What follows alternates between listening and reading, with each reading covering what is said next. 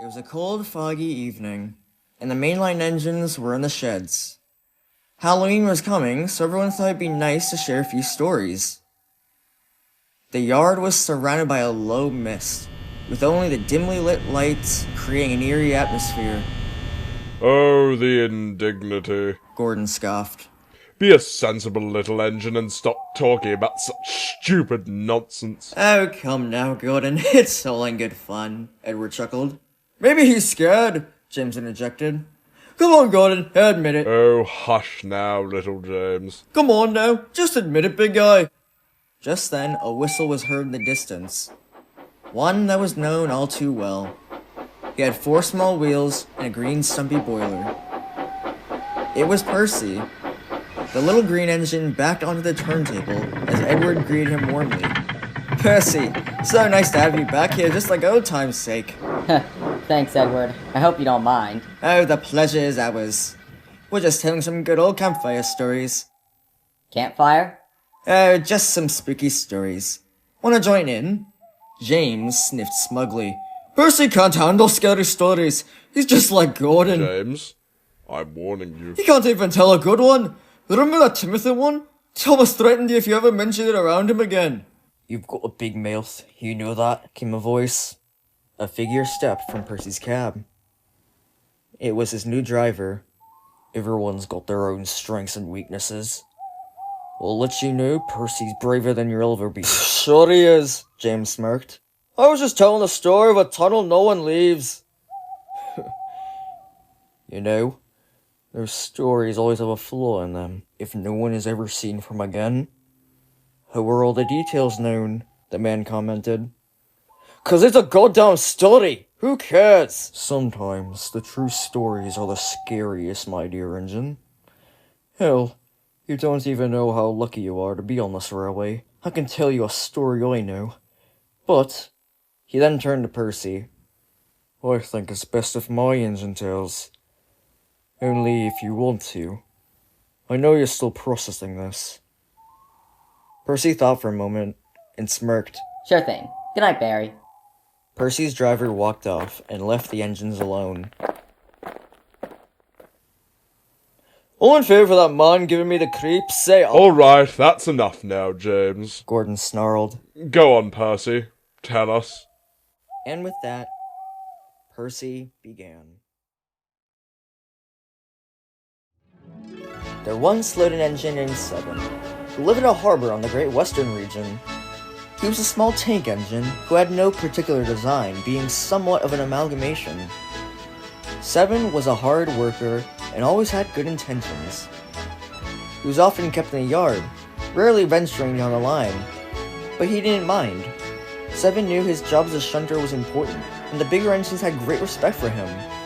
Many were fond of the little engine for his kindness and determination. As time went on, Seven would get older and older. The years of modernization slowly began, and a new manager took control of the yard. One of his first actions was to withdraw Seven from service, since the board thought him obsolete, and replace him with a new diesel shunter. Seven was sat alone in his shed collecting dust and soot, only to be let out if no one else was around. Despite his predicament, the old engine was still happy, knowing his friends were keeping the yard running. Sometimes, workmen would stop by and clean him up, and some of his friends would stop by and give him company. But whenever Seven was let out, he rattled and wheezed, black smoke billowing from his funnel. His crew often found it hard to operate him, but the men understood their engine and knew he was trying his best. One late afternoon, after Seven shunted some coaches for a mainline engine, he saw the manager on the platform waiting for him. "Oh, Seven," he said. "Thank you for getting these coaches at such short notice. I must say, I am impressed you were able to manage these heavy things." Oh, it's no worry, sir. Seven smiled. "Anyways, I have a job for you. You see, the engine who normally takes the branch line post has been transferred. As we have no engine available, and since you're doing nothing but collecting dust, we'd like you to take the post and give you a second chance." Seven was surprised. Oh, sir, Thank you, sir. I won't let you down. We'll see, the manager replied. Driver, bring your engine to the shed.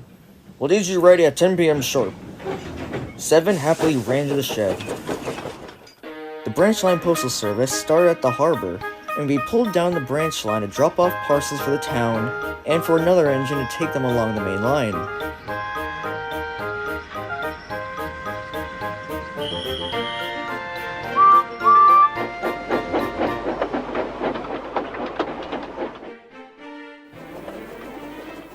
Seven puffed down the branch line. It was nice and quiet compared to the hustle and bustle at the harbor. 7 could take in the beautiful scenery as he steamed along. Unfortunately, thanks to 7's mechanical issues, trouble soon arose. He was often late and could barely make up for lost time. The manager received angry calls from the man in charge. One day, 7 was in his shed. His crew were keeping him company. Along came the manager, and he was furious. "You useless piece of scrap!" he shouted. "You can't do anything right! First you're just outdated and left in here to take up space. Now you're pissing off our clients!" 7's driver and firemen were quick to defend. "Maybe you should have considered the fact he wasn't built to run at high speeds, nor is he in shape. You've left 7 here just to rust. You don't even care!" exclaimed the driver. "I'll let you know. I can have the 2 of you fired in 1 second, I can. I've considered the damn fact of repairing this numberless count. His name is 7. The men began arguing. That was until the manager was called away. "Don't listen to him, old boy," soothed his driver. Later that evening, 7 rolled out of his shed. He was feeling slightly off. He backed toward his vans a little too fast and gave them a bump. Watch it there, little guy. Smirked the diesel. You don't want to damage yourself even further, do you? After all, this will be a night to remember. 7 felt uneasy by the remark, and when the guard blew his whistle, the little engine started off. Noticeably, the vans felt lighter than usual. 7 steadily left the harbor and out onto the branch.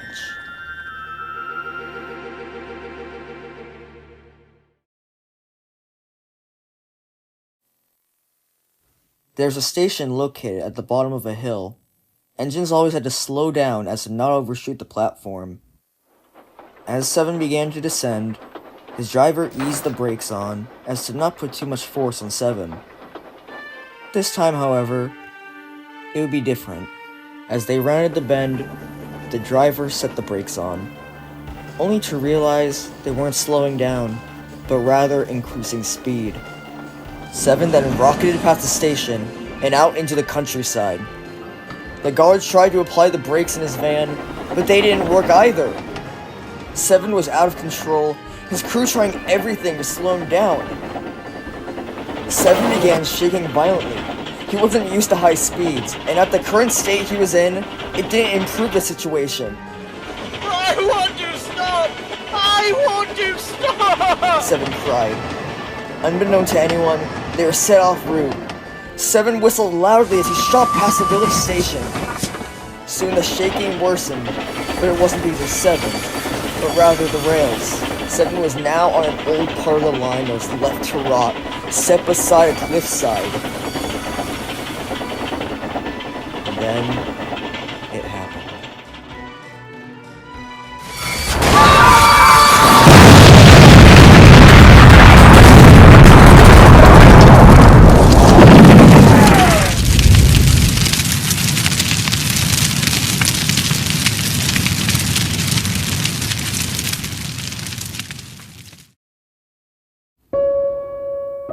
Seven jumped the rails and fell off the cliffside.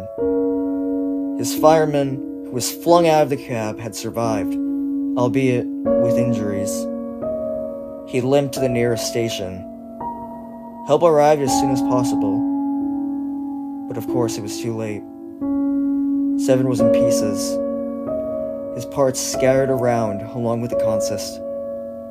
The driver was crushed by a falling van, and the guard was found beaten in the remains of the brake van.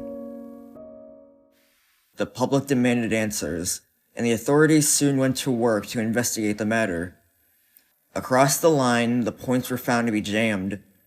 The only witness was the fireman, who told them the brakes wouldn't work. Eventually, the cause was found. According to his records, the manager used to be a signalman, and, from what was told by the staff and engines, the manager was in favor for modernization, out with the old, in with the new. He especially didn't fancy 7. Nobody knew what was going on in his head at the time, but instead of sending 7 for scrap, he wanted the old engine to go out with a bang. The fireman was shaken horribly by the incident and quit. He moved away from the area to ease his mental state.